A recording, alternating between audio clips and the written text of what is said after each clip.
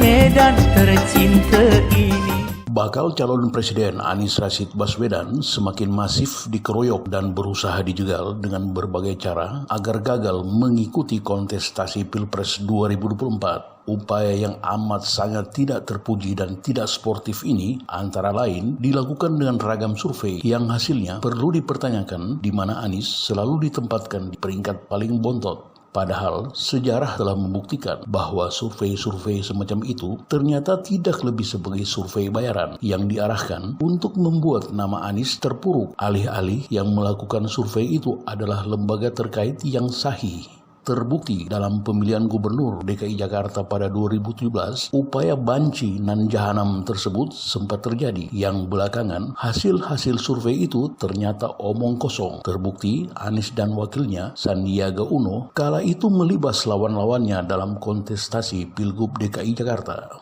Dan kini salah satu survei semacam itu, yakni dari Lingkaran Survei Indonesia atau LSI, Denny JA telah memancing somasi dari DPW Partai Nasdem Sumatera Utara lewat Badan Advokasi Hukum atau disingkat BAHU. Somasi ditujukan ke LSI Denny JA karena mereka tidak menerima hasil survei yang mengklaim bahwa elektabilitas Anies di Sumut hanya 5%. Menurut Ketua DPW Partai Nasdem Sumut, Iskandar ST, dalam survei disebutkan bahwa Ganjar Pranowo memperoleh 65%, kemudian Prabowo Subianto 30%, disusul Anies hanya 5%. Dihubungi KBA News TV di Medan, ibu kota Sumut, Partai Nasdem setempat sangat keberatan atas hasil survei itu. Iskandar menyebut pihaknya merasa janggal dengan data yang dirilis LSI Denny JA, salah satunya dengan penurunan elektabilitas Anies di Sumut yang signifikan. Adapun hasil survei yang dipermasalahkan tersebut dilakukan pada 4-12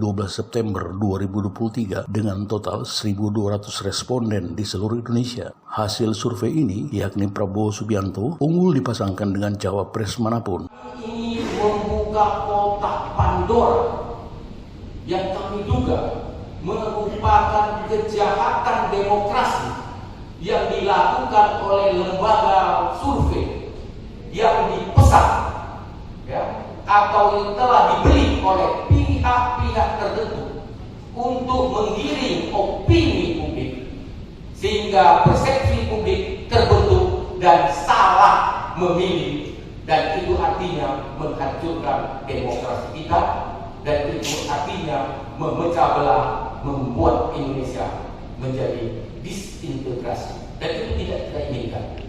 Dan kami sekali lagi menegaskan kepada lembaga-lembaga survei agar mereka berhati-hati, lakukanlah survei secara profesional dan baik, secara akuntabel, kredibel, dan kami juga memberikan ruang dan celah seluas-luasnya kepada lembaga survei yang profesional untuk melakukan survei yang baik, yang kredibel, yang akuntabel, sehingga masyarakat kita benar-benar dapat memutuskan sesuai dengan hasil yang disampaikan oleh lembaga survei tersebut. Dan inilah suatu survei yang diduga direkayasa untuk menjatuhkan nama Anies di mata rakyat. Tim KBA News TV melaporkan dari Jakarta.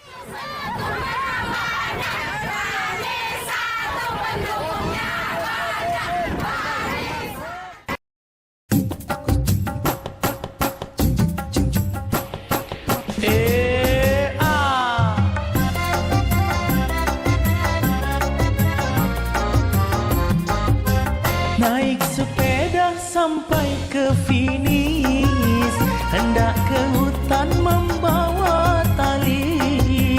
Tibalah sudah wahai Pak Anies di kota Medan tercinta ini. Ke Deli Serdang membeli durian, naiklah becak ke Kampung Brandan. Aduhai senang kami orang Medan bisa berjumpa dengan pujaan.